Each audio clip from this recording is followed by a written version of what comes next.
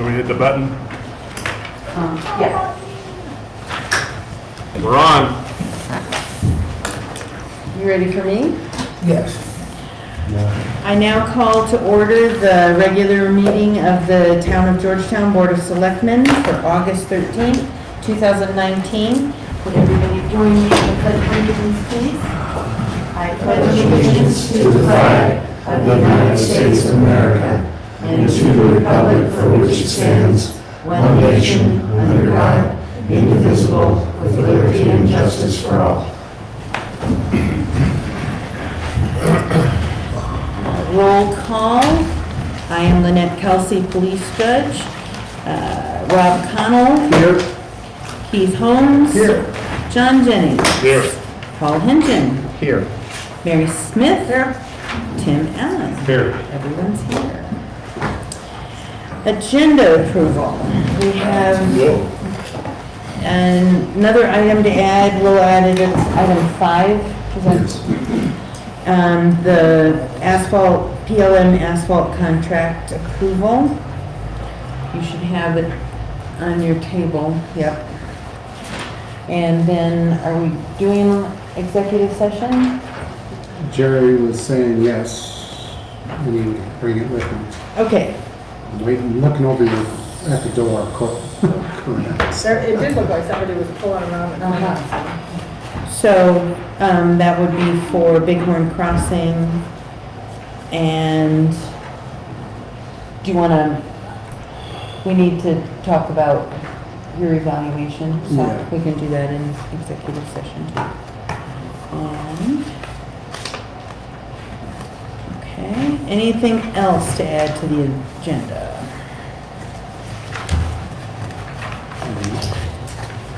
I'll make a motion to approve the agenda as modified. Second. It's been moved and seconded to approve the agenda as amended or modified. All in favor say aye. Aye. Any opposed? Motion passes. Audience business. Members of the audience have 5 minutes to present any matter of interest not already on the agenda. Mary Pat.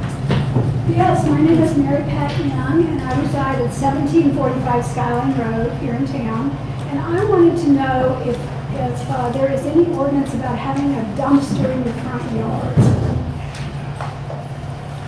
We have a home, and there's a house down on the 1700 block of Main, and there's a dumpster in their yard, and it's been there for about maybe a couple of months. I just wanted to know if there was anything on the ordinances regarding that. Are they under construction in any way? I don't think so. Okay. I know several of them around. They're giving dumpsters and the ones that I've seen have the locks, so they can lock and shut. Okay. I would presume it's for ease of access to get them empty, but yeah. Do you want to look into it? Yeah, I think, I'm not positive regarding the dumpster part of it, but as far as the location, that might be able to be addressed. And if the dumpster as well, can do some research and get back to you regarding that. Anyone else here for audience business? Okay, hearing none, we'll move on. We have the payables from July 19th to August 8th, 2019. Any questions?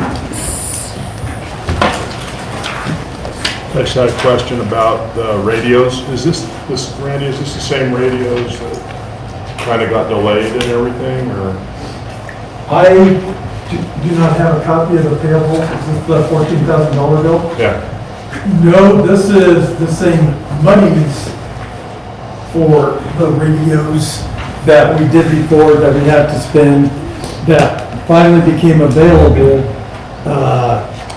The treasurer completed the check because she received a bill for them, but that's on hold because I'm trying to make sure it's not a reimbursement issue that I don't redirect that bill to the grant coordinators, and then they're gonna pay it. So we're hoping that pretty much that's not supposed to exist like that. All right, very good, thanks. So it shouldn't be on here, or it should be on here? Well, we're not sure yet. So it's on there, but I'm holding the check back. I'm not At sending best, it. it'll be a reimbursement. At worst, it'll be a reimbursement, rather than being spent out of the fund. Okay. Okay. That's all I have. I have one question under the sewer fund, 524570. And I was wondering about the permit we had to get from CDOT. What was that?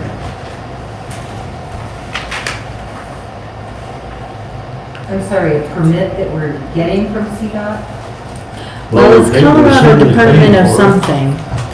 Department of Health. It's probably help. It's Oh, it's okay. the annual permits for the water, well, it would be the sewer plants. Okay. Okay. That was my question.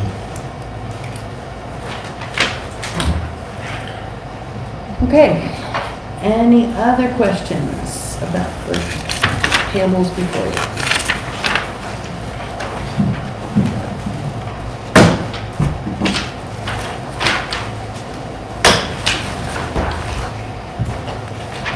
Would anybody like to make a motion to accept the payables? I'll make a motion to accept the payables dated 7/19 through 8/8. Second. It's been moved and seconded to approve the payables from 7/19 to 8/8/2019 as presented. Any further discussion? All in favor say aye. Aye. Any opposed? Okay. The minutes of the July 23rd meeting.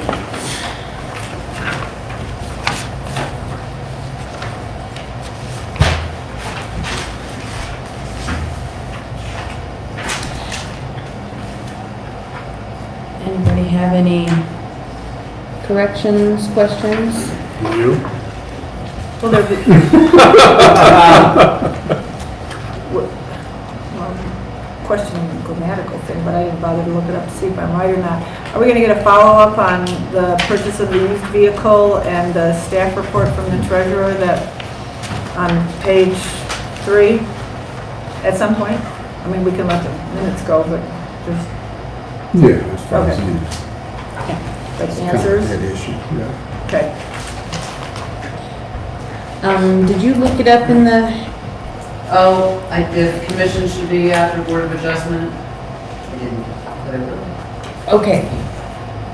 Because I think it's just straight Board of Adjustment without the word commission. Okay. Yeah, I'll look that up, and if it is that way, then I'll just, delete commission. Okay.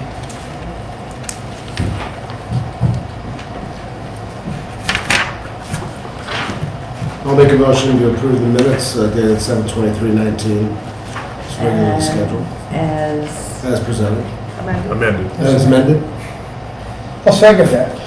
it's been moved and seconded to approve the minutes of the July 23rd, 2019 regularly scheduled meeting as amended. Any further discussion? All in favor say aye. Aye. Any opposed? Motion passes. Agenda item number 1 is commission appointments.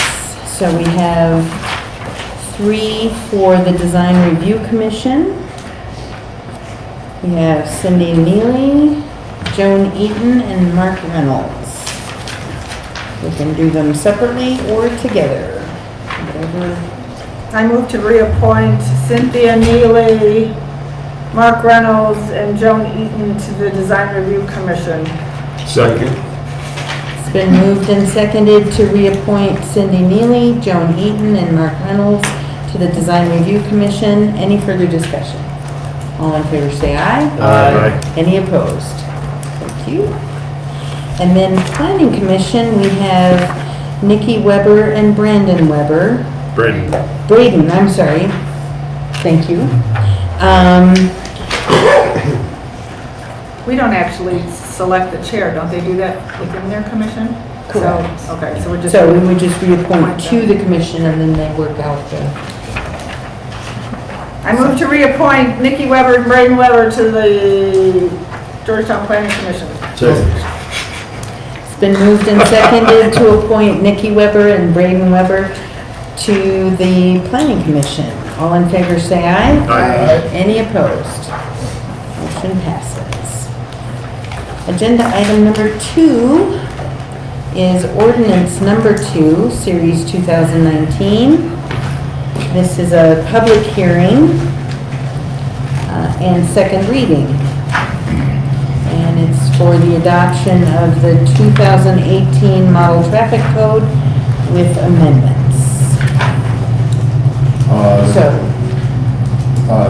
The board saw this on first reading. When you adopt a code that isn't printed in the code book, is instead a separate book, you're allowed to adopt by reference, but you have to go through 2 readings and publish extra notice.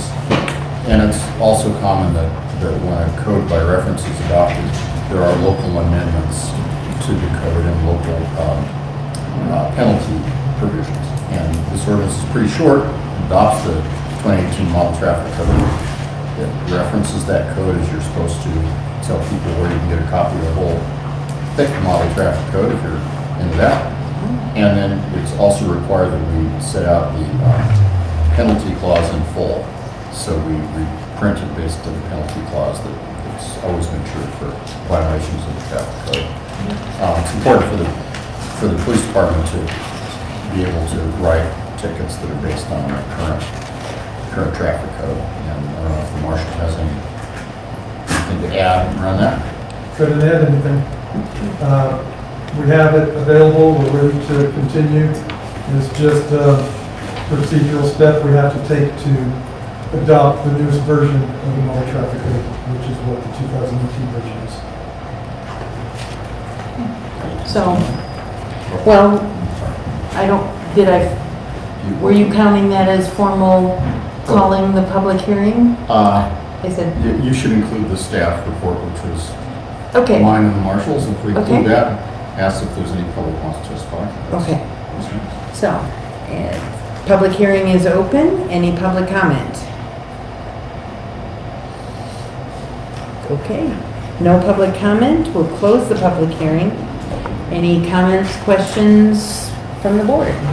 I have a question, and I apologize because on the first reading I wasn't here, and this was probably explained at that time, but I was just wondering why the criminal traffic offense and the civil traffic offense maximum penalties increased from $1,000 to $2,650 for maximum.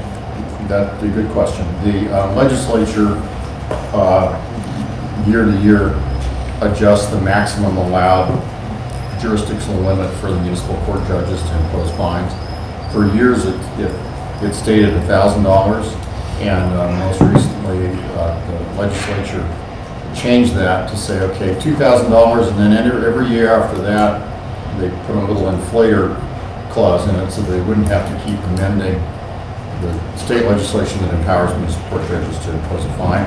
So it's crept up to 2,650. By next year, it'll be 2,600, 710. Honestly,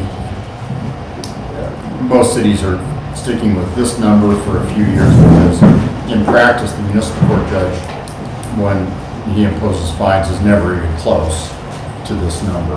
But it is a big difference between the old $1,000 authority and the new 2,600. Yeah. We wanted to put it in the rare case where the judge feels that a fine of that size is necessary.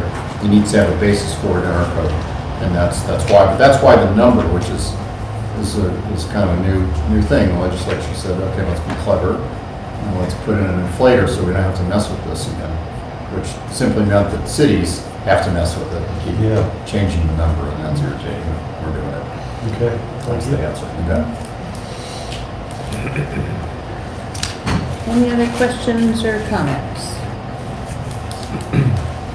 There is a motion in your packet, I believe.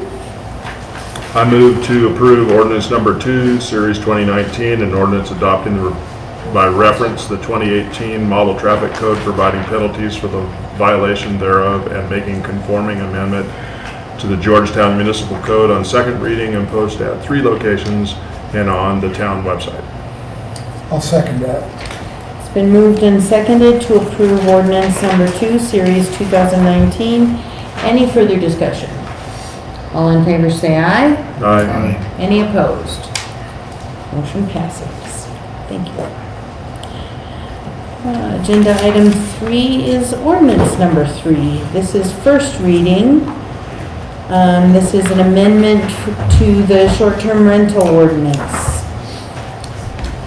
Would you like to? I can make a start on the report, and I know Kent and Mary may want to. Is Mary? There she is. May want to supplement the report. The town has a short-term rental structure, as you know, and it allows short-term rental permits up to, I think, 7% of the units in each of the 3 wards. And I think in at least one ward there's already a waiting list, I think. But, you know, we have a system for that, and that system's been operating now for over a year, maybe 2, it seems like. This is 2016. Oh, okay, time flies. And the structure of the ordinance is that you make an application if there's a vacancy available within our limits, and the town administrator considers that. The decision of the town administrator are appealable to the board on short-term rental licenses or revocations. And that's fine, and that system's been operating, but the town was approached with, by someone who wanted to also conduct a commercial business in the short-term rental structure. And we looked at the code to see, do we have any guidance about how we respond to that? And No meth labs. Pardon? No meth labs. No meth labs, no. That, you know, could be commercial, but, you know. Well, it's commercial. There you go. And we felt that it was important to not necessarily say, no, you can't have commercial activity taking place in a residential short-term rental structure, because we do have home occupations and things that happen in the residential districts. But a short-term rental is already a form of commerce and already has an impact on neighbors. And the town designed the short-term rental licensing program to be aware of that. Otherwise, there'd be any. And that's why you have a percentage limitation. That's why there's the ability to impose terms and conditions on parking and required, manager's number that people can call, so that the impacts of the commercial aspects of a short-term rental aren't improper for the residential neighborhood that it's in. So it's already slightly commercial. So layering on top of that an additional commercial use, whether it be, saying I want to do fishing outfitting and I want to use the short-term rental to house people I'm doing the outfitting for. Maybe yes, maybe no. I don't think there's an absolutely never, and there's not an absolute, oh, that's always fine. So what we felt it was important was to have another additional basis in the short-term rental program to allow the town administrator to take note of this additional layering of potential commercial impact. And sort of how much is that layer? Is that a thick layer of a lot of stuff going on, a lot of people coming there and selling things? That would be quite an impact. Is it more like someone simply living there as a tourist or as someone that's just renting the place? Because life's gray, not black or white, and it could cover a huge range. But we wanted to address it. So our attempt at addressing this is to add this long paragraph that I apologize for. It's 3 sentences altogether, I think. Sorry about that. But in the end, it says if there's an application for short-term rental permit that also would contemplate additional commercial use, town administrator can look at the impacts that would be caused by that and fold that into his decision about whether to issue it with conditions or deny it. And if the issuance with conditions or denial is brought to the board under appeal, as happens and has happened, as you know, then the board similarly can look at those same considerations in deciding whether to uphold or not the town administrator's decision. We also felt it was important to reference in the historic mixed-use district, which is where this would take place. So look over to section 2. We amended 1716-143, that's historic, historic mixed-use district, to plug in that commercial use as requiring a special use permit. Because now you've got two different permitting tools to bring to bear on, and it's not that you're going to say no necessarily, but you've got two permitting tools that are a little more subjective, and you don't have an absolute entitlement to layer in a commercial use on top of a short-term rental permit that you've already got. And so there's sort of two permitting angles. The redlining you see is Martin Lander's redlining the ordinance I wrote and finding my typos and whatnot. Sorry for this long wind-up, but it's a little tricky to kind of understand what our system is now, what the issue was, and what the proposed fix to that is. So, questions? This is first reading, so you'll get to see it another time, but any comments you have and revisions you might want us to think about. So it's at your discretion. Can we know what the business is? That's right. Sure, there's no reason not to. I think it was a fishing guide. Oh, so the example you used. Yeah, the example I used, yeah. Which is a good example because it kind of falls in the middle, you know, it's not a heavily commercial activity as if I were, say, selling things where customers are coming. Yeah, people would be staying there maybe staying there 3 nights at the most, 4 nights. Yeah. But at the same time, it's a little different than someone just renting the place to rent it. For a year or two. For a year. And so, it kind of falls in the middle. And you can see other examples that would fall on, further on either end of the scale, which would mean that, you know, somebody's got to decide, well, are these impacts really too much when you add them to the fact that now there's a short-term rental next to me and I'm on the house. I've lived in that neighborhood and I kind of an expectation that my residential neighborhood isn't going to change enormously. Have you gotten any complaints? From short-term rentals, all kinds From of just, complaints. just from around the immediate surrounding people. This one it hasn't been noticed to the neighbors as yet. Because this question came up, because it's in a ward that's already maxed out. So there was other questions that got involved with it. So because Ward 1 and Ward 3 are both have waiting lists now. We have a couple issues percolating that involve that because people see that as a barrier and they'll start, well, how else can this function? And that's part of what brought this issue to the head, is saying, well, I want to do this business, but I also want to do short-term. That's where my clients will stay. Well, is that what's really happening or what's really not happening? And there's only so much you can get and monitor and everything else with it. And it's not, I'm not degrading the applicant at all. I'm just saying that this is an issue that will come up because and this is a particular issue because it's in the historic mixed use. So you're expecting both commercial activities and residential activities within that historic mixed use district. Where exactly is it? It's stone's throw that way. Got it. You know, these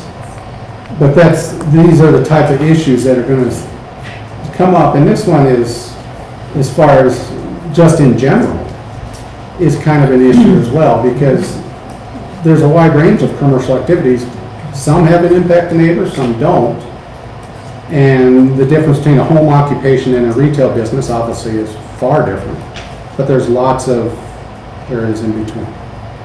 So that's why this is what this is trying to address, is saying we recognize there's lots of different varieties. There needs to be some discretion in figuring out, does it need to be permitted this way? Are you worried about setting a precedent? Not particularly. I mean, individual fact patterns draw our attention to things we ought to change in the code. And so we do that. And while it's fair to say, you know, how this come up, and to say how it came up, in the end, what you end up with is an ordinance that is designed to cover a wide range of, if you can, of circumstances. And so it's not about if you say yes or no to this, then this permit gets granted or not, because that's not in front of you. And it's the town administrator that takes that application when the waiting list gets to that point and acts on it. And happily, we've got this kind of ahead of time, which is good. But it really shone a spotlight on a deficiency in that program, which was designed all about protecting residential neighbors and allowing this kind of thing, but protecting them. And this is seen as, I think, an additional protection, not a barrier to saying yes, but a protection. Is this type of proposed combined use not covered under the special use umbrella? Not really, no, it's not in the list. Okay. And further to your question, no matter, once you have a structure like this in place, and let's say that the town administrator grants one here, and then there's another application for something similar, or maybe not similar, that I'm always asked this, if we say, yeah, if the administrator says yes to this, do you have to say yes to that? And the answer is no. People believe that you have to, it drives me nuts, but we have a system where you reviews each one on its merits. And each one, the next one's going to be at a different address. The neighborhood's going to be slightly Isolated situations. And Just isolated and situations. there's just no, you don't get mileage out of decision number 1 6 months ago if you're applying for permit number 2 6 months later. People will try that, and you know, I respect the try, but E for effort. But the second one has to be judged on its merit, and it will be, and that's what I'll always advise. Right. So why are we limiting it just to the historic mixed use? Couldn't this occur in an opposite way where we already have an existing short-term rental and then they want to add, let's use the same example of the type of business, would that not come into play in Ward 3 or Ward 1 or Ward 2.5 or wherever? The other districts don't have the same language regarding commercial and residential, and that's why Martin addressed it this way. Commercial use is permitted along with residential in other districts. They don't have it. I asked Martin that very question. Because if I'm operating fishing by Mary, don't come to me because I don't fish. But I already have a short-term rental unit. Why? I mean, that's not. I don't see my. Well, but the commercial. My guide is an offensive to my neighborhood. I just think it should be expanded. I guess I'm wondering why we aren't just sucking in the whole town right from the get-go. Well, we asked that question, but the other districts don't allow commercial uses in association with residential in the same way that historic mixed use does. And there, because it's mixed use, commercial uses are uses by right potentially, along with residential uses. And that's kind of a unique feature of that zone district, whereas other zone districts don't create that problem. But it was a good question because I asked Martin that question and he came back with my original draft one that says blank districts plural, and he struck that and made it just one. And so at this point I'm trusting him. If you like, because I think that's a fair question, I would like to continue to confirm with Martin. We're at first reading.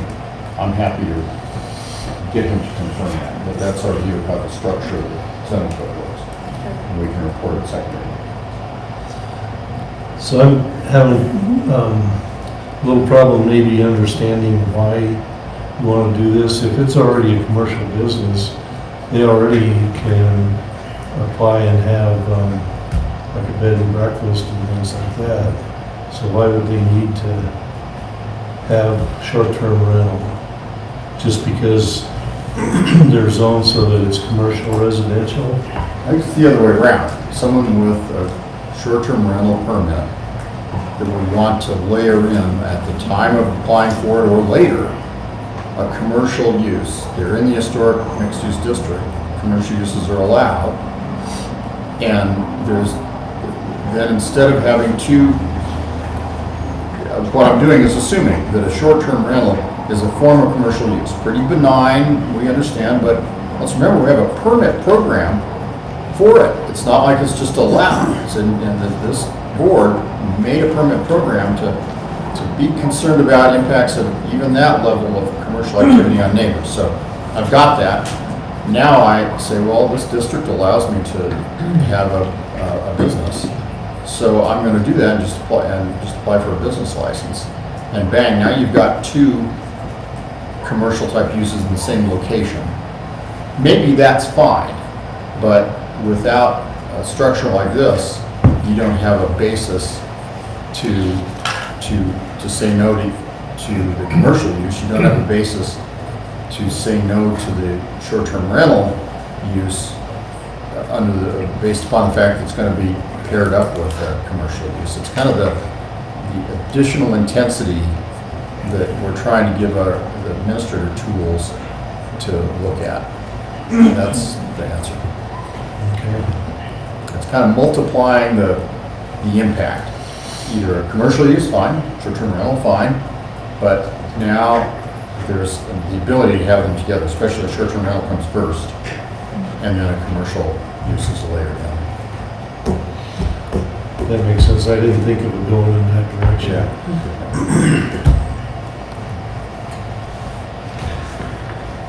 Other questions? We certainly, it's something that if you adopt on first reading, we'll have another crack at it. But that's kind of the fact pattern. It's really protective of neighborhoods. And that was really why you did the short-term rental ordinance program to begin with. I had a typographical question. I did. Under the limitations section C, right after the whether by right or as special use strikeout, it says is or is. Is there supposed to be the word? Probably is not. Which line is it? Like Lines 1, 2, 3, 4, 5, 6. fifth. Is, no, I think it's right, is, or is proposed to be. Okay, So. is or is proposed So it's to be. existing or it's Gotcha. proposed to be. Okay, I just was throwing my paws in the Yeah, wrong you could have place. the commercial use first and the STR later, you could have the STR Great. first and the commas here. Okay, We will post it, it may well be that, public hearing, second reading, we'll get some comments from maybe short-term rental operators, I'd be delighted to hear that. so I believe there is a recommended motion in your packet. So it's ready to public hearing too? This is just first reading, First reading. so public hearing will be on second reading. I move to approve the ordinance number 3, Series 2019, an ordinance amending Title 5 of the Georgetown Municipal Code concerning short-term rentals of residential structures and making confirming amendments therewith on the first reading and post at 3 locations and on the town website.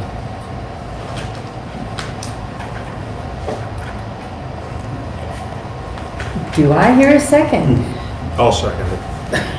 It's been moved and seconded to approve ordinance number 3, Series 2019 on first reading. Any further discussion? All in favor say aye. Aye. Any opposed? Motion passes. Item number 4, bear-proof garbage cans. There is a draft ordinance in your packets. And I think what we had in our packets was missing some pages, so everybody got the even numbered pages, correct? Okay. All right. You want to do the intro? We've had a request early summer, then the board members asked for a proposed ordinance, or at least something to possibly address our mascot bears that are running around Georgetown right now. And then the police department has been working on an ordinance as well. There aren't a lot of examples statewide regarding bear-proof ordinances, so trash cans. But what the police department has developed, and Randy will explain further regarding it, as far as to require certain things regarding our trash disposal. Georgetown Marshal Randy Williams. Some of you may or may not have noticed, we've had some bear issues recently. Yes. Noticed. Okay, we're all in agreement. First off, on the handout that's in your book, it's compiled from other ordinances that we have been able to find. I think we want to right off say the third paragraph should be scratched out. That's for jurisdiction where the town provides trash pickup and would provide the containers. So that wouldn't apply to what we're looking at. The second whereas, is that the one you're talking about? Correct. Okay. So we don't have to give. Okay. Right, and I don't think we could afford to give it. Well, no kidding. Surprised we did. Like I said, this is put together from other municipalities that we have been able to come up with some assistance of the Department of Parks and Wildlife personnel, just for advisement on how this is done, or what would be best. And it's a start to look at something so we can compel a lot of people to make better efforts to try to mitigate this problem. And this is just for discussion, and if you want us to go ahead with the ordinance, we'll go ahead and have it on the next agenda for first reading, to actually pass the ordinance. But part of the issue with the bears is that there's too many places, too many types of containers that have been made available for the bears that we can keep feeding them. And it's trying to eliminate that as best as possible, and then make it a better situation overall, because it's almost a nightly incident occurring right now. Very much a nightly occurrence. We're getting, the police is getting calls frequently, and town staff is, even the stuff within the public containers is becoming an issue almost on a weekend basis. We've had to respond on the last few weekends to take care of the public containers as well. But there's just so many containers around that are available for these bears that are, it's becoming an overwhelming issue, perhaps, and it's going to cause a situation that's not going to end well. For the bear. For either the bear or for people. Because if the bear starts going into houses or has contact directly with one of us, it won't end well. So that's what the police department's concern is about. That's what the town staff's concern is about. So I don't know if there's other parts of the ordinance you want either yourself to address or the other couple of officers there. I will definitely let that happen. You might notice the back page of this discusses what I guess we're going to try to make a different and separate ordinance for adding fishing without a license to our municipal code. And that way, currently, we're enforcing fishing without a license rules from Title 33. Those are state tickets. The money goes to the state, the fines, which are raised to the exact number we have there. The fines go to the state. There's a procedure where a portion of those fines are supposed to be returned to our coffers. Trying to follow up on that has been very difficult to track the funds that would be returned. In addition, it's putting a lot of burden on the persons who receive the tickets, because our tickets don't allow them to mail in a fine or show up. It requires them to appear in court for a fishing without a license ticket. We don't have a method at this point to say, here, you can send in your fine here, or show up or do this. They always have the option of going to court. Where if we make it a municipal ordinance, we could collect the fines, they could mail them in, they could go online, pay the fines, which most people want to do. There's very few that want to argue the fact that, yes, I am, yes, I know I need one, and where can I pay the fine? But we have to add the burden of, if you can't, you have to show up in court. So if we can have that ordinance as part of our municipal code, it would be easy to write in. The fines are consistent with the state fines. The language is consistent with the state statutes. That was one of my questions, was about that, and I don't disagree with this, but I kind of disagree of where it's located.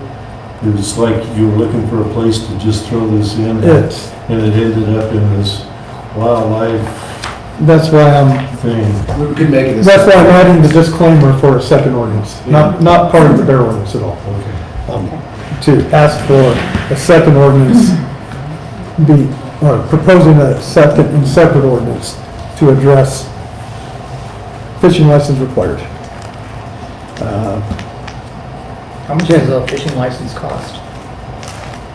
$50. Wow. Including The state fines just went up. It used to be, the fine used to be $70.50 and it doubled. It's now $140. So that's why that mirrors the state. Can you charge more if you want? What's that? Can you charge more if you want? For you. What also happens is this is just the base fine. There are still a lot of other violations that we will not include. And if those are occurring, we would still have to go into state tickets and go into the state statute. We're not going to encompass the whole Title 33. This is just the main ticket that we're writing. But if somebody has 32 fish, when the limit is 4, it develops quickly into bigger numbers. And we have the formula for that and can write that and have. But we're not looking to take on the whole Title 33. We're just looking for this particular portion of it. I had one other thing that I wanted to bring up, and that's on page 2, the very bottom paragraph.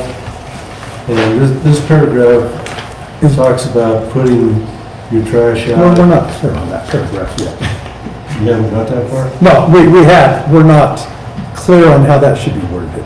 Oh, I just wanted to make sure that you added like the day of or the morning of or something, because a lot of people put their trash out the night before. I think that's. And the night is when the And another critters point. come through. Yeah, I think that's another point in here. I would just, on page 2, paragraph B and C, would omit those 2 paragraphs as they would not apply most likely to the circumstance or situation we would be involved in. However, we would be firm on, you can only place your container out morning of pickup. Because clearly, watching the street this morning, that's You a gotta be even problem. careful with that, because I know that there's things like, the camper up at Schrader's, that one got in at 5 a.m. I know that, you want to put them out that morning. I'm just worried about somebody leaving early in the morning to work at the mine, and they put it out, and the bear's like, I ruminated on setting a time of 6 a.m., but then felt that people who might leave for the metro at 4:30 or 5 would have, a grievance to that time. So I took that out. I removed that from the ordinance. It could be put in again. We could leave it out. But there is that. I grant it. sunrise. Right. That gives you time. Yeah, and it's There's nothing that's going to fix it all. I think the problem was demonstrated this morning I know a lot of people along Clear Creek Drive did not put their trash out last night, but they want to make sure they get it out in time. The short-term rental across the And street. I've seen it knocked down all up and down Clear Creek Drive this morning with people that I know put it out this morning, only several hours before. It wasn't 6 o'clock in my backyard there, so I can tell you when it was out. Couldn't we leave the cans locked? I mean, trash place, I've been places where the guys just turn, They're- lock and tip it. Over at 8th and Main Street, there's a residence that engineered their own locking system on the trash bin. And I have yet to see that one been overtaken. So if you have the proper kind of trash receptacle, then this should work. And that's what this is also asking for, is you have bear-proof containers. So. There's, you said, somewhere in here, they said leave it unlocked. I was just wondering, just leave it Right, locked. that's the part that I was saying sounds, we still need to get that Yeah, dialed okay, in. all right. That's paragraph B or C, Yes. omit those two. Okay. Is there a time of day to put it out in this draft right now? There's not. There's not, so we would need to add that. If we decided that was necessary. Okay. If they find and get the right and correct containers, Then it won't I don't matter. think it's a point of contention. Got it. Under your definitions, it seems to limit, to just those that are used for commercial or residential purposes. What about, making sure that it also applies to vacant land?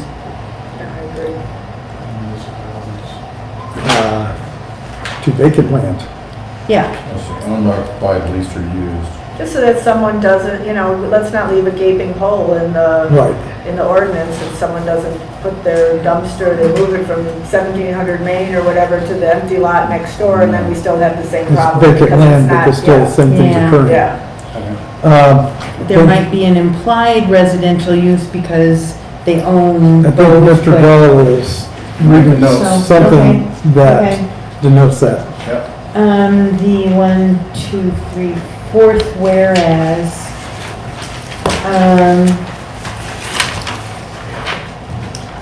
it seems to, so this is like starting the middle of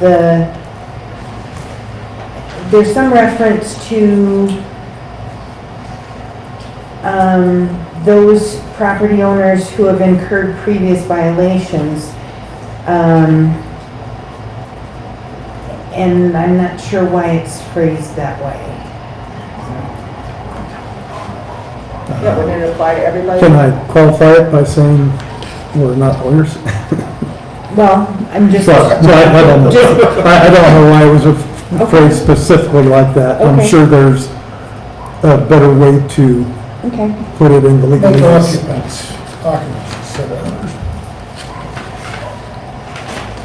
And. Property owners might be better still.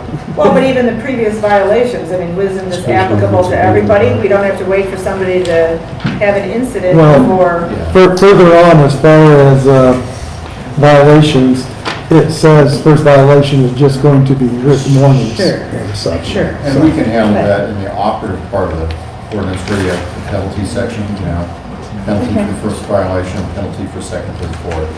Is probably the better place to articulate. Okay. If you do end up keeping any part of, B and C? B, which is at the bottom of page 2 and rolls over onto page 3, I just wondered, the last sentence in that section refers to the designated pickup days. That's only when you've got the town being That- the trash exactly, hauler. So exactly. substitute trash hauler for town administrator. I think Service provider. Sure. this was Service kind of provider. written, with, I'm not quite sure whose ordinance was this? I think it was Southwest Durango maybe. Where they provided their own, there's a fair number of things here that Sure. that relate to the I town have- also, here's yeah. where you have to put it, and here's so we can pick it up, and not our problem, because we've got a provider. To dial it into our needs. Yeah. But And then under the section for feeding of wildlife, you've got section B on page 5. You've got fines that don't make sense, that what's in the parentheses doesn't agree with what's written. I don't have a section B. Top, page 5. Yeah. Right above the fishing license. Top of it, Oh, on the fishing license portion. Okay. Right above, before. right above it, right here. See where those fines are? Yeah, your page looks different than mine. That's okay. It says $200 and then you've got $100 in the parentheses, and then it says $300 and you got $250 in the parentheses. Yeah, that's on purpose. Nice. Just to Strong see. words. I imagine the Just make sure that dial it. That's shoes and under. See, we really read it. We did. All right. They do read this stuff. And then you've got November 15th in there as a parameter for when this relaxes afterwards. And I presume that's based on your typical hibernation. Correct. Okay, Which could be variable. Might need to be left more Why wouldn't you just leave it? open-ended Yeah, just leave it open. heads. That's the beer. well, I mean, when it, there are circumstances when they don't hibernate. Last year Right was an on time. example. Yeah, We had bear activity all the way into December.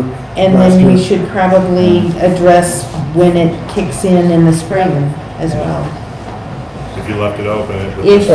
If you left it open and just said, Remove that this is and, applicable all the time, then you don't need to worry about the dates. or a phrase that Because says it crows can be do not relaxed. hibernate. That is very true. And crows are a big offenders. Yeah, they do. They can tear apart a Oh, yeah. Raccoons Like a don't trash. hibernate. really The quickly. raccoons don't hibernate No, either. that's true.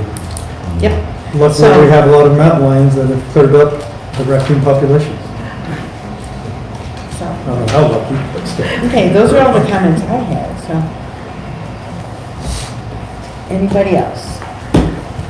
So was this going to be asking, if we fast forward and say this is an ordinance, that every property owner or property renter is going to have to supply their own container that is There. bear-proof? That's the part we have to dial in, but something in that direction. Whether they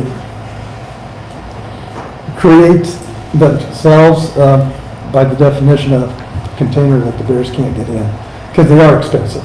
A true bear-proof container is expensive. Like $200 to $300? Like I said. That's why we're asking for dumpsters to be bear-proof. Containers, no, because of the expense, but that's why we're also setting a time frame of when they can set them out. That's the compromise. Okay. Well, and I think you bring up a good point, because if you're gonna put your container out early or outside of those normal sunrise Right. kind of, then, If it's always out. or if it's always out, If it's always exactly, out, then then it should, it has to be a bear yeah. I container. mean, we literally have people leaving them out 3 days before pickup, and that's the trash we see scattered all over creation, And we feel that dumpsters can be bear-proof and should be bear-proof, and that would eliminate restaurants, businesses of that nature, throwing out food, which is obviously an enticement for bears.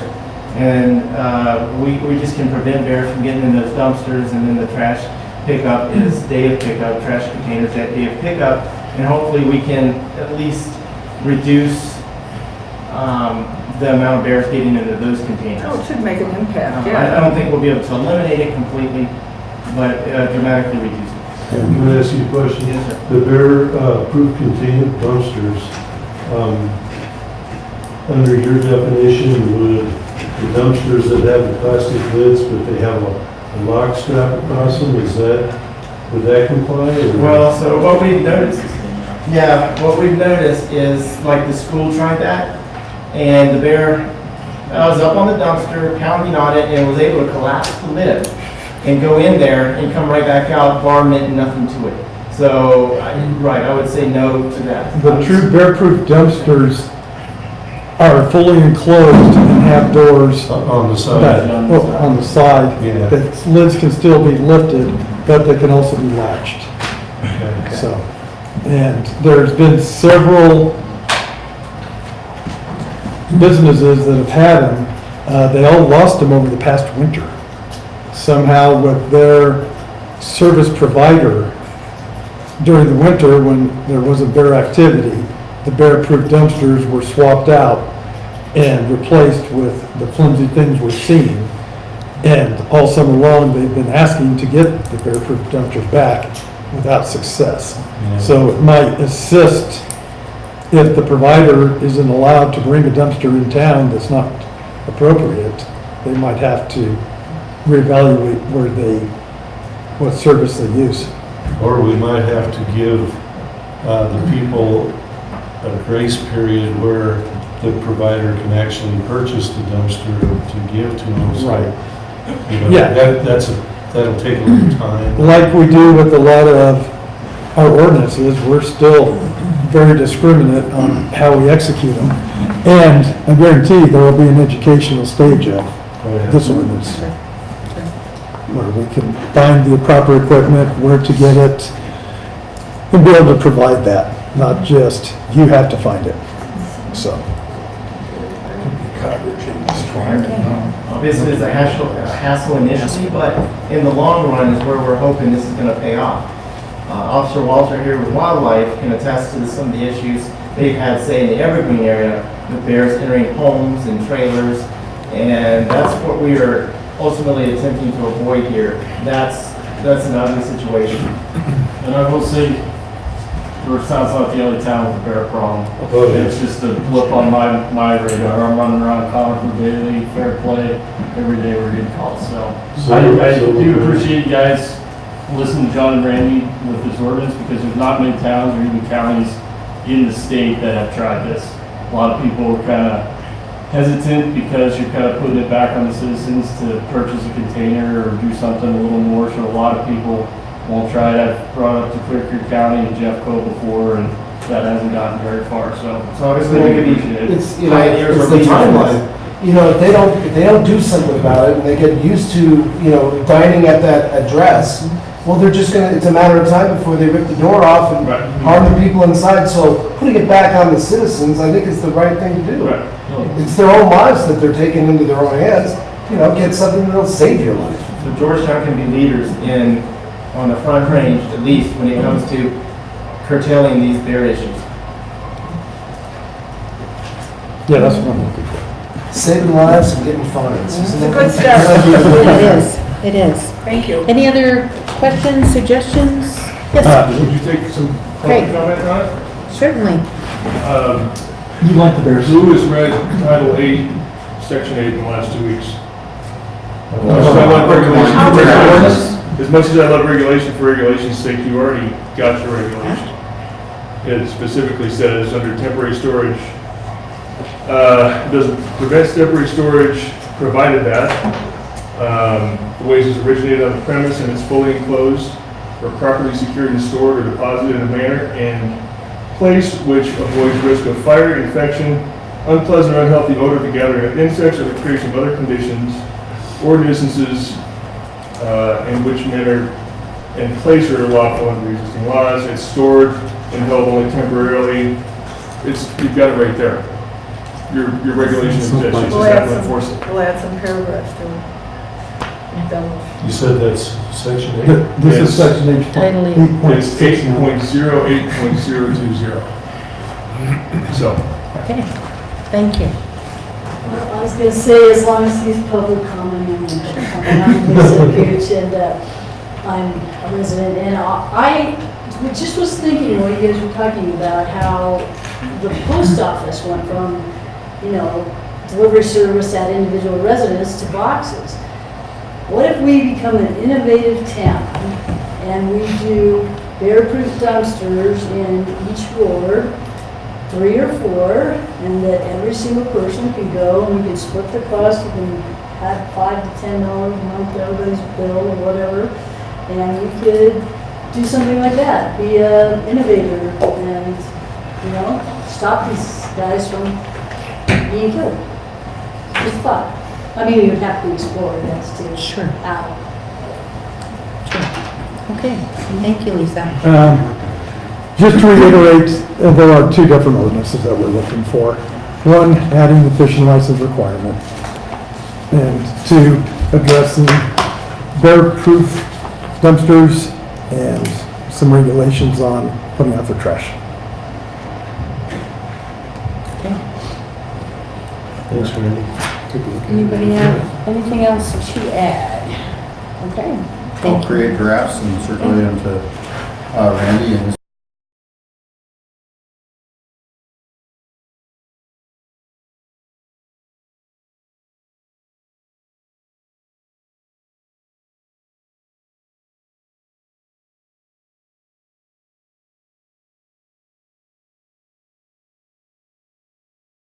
Agenda item number 5 is the PLM asphalt contract approval.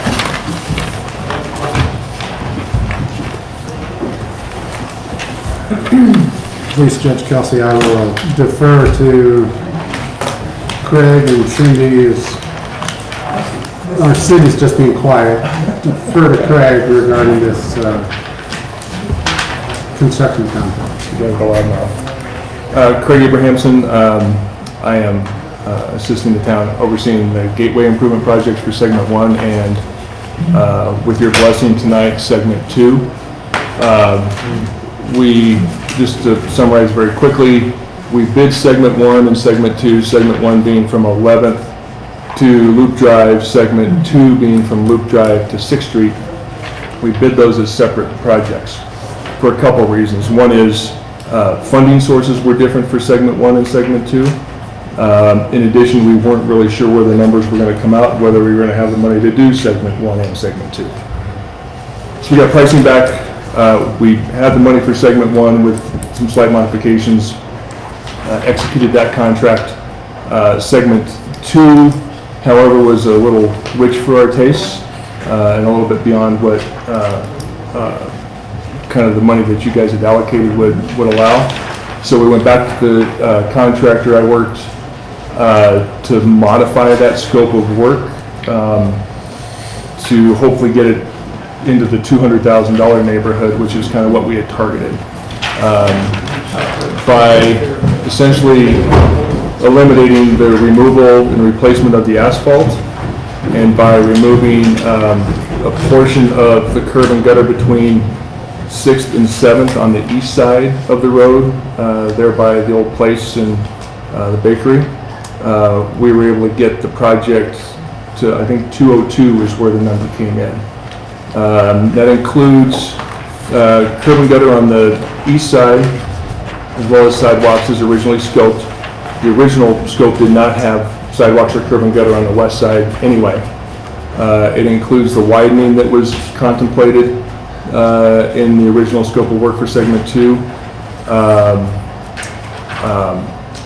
But like I said, and it includes running the conduit for the light poles and installing the basis for the light poles. It does not actually include purchase and installation of the lights for segment 2, however. So, like I said, we modified the scope to a point where we thought we could make it work financially, and the contractor, I didn't even tell him what the number was, and they came in within a couple grand of what we were shooting for. So, we're very happy. Are the things that it doesn't include, are those the ones that are listed as add alternate?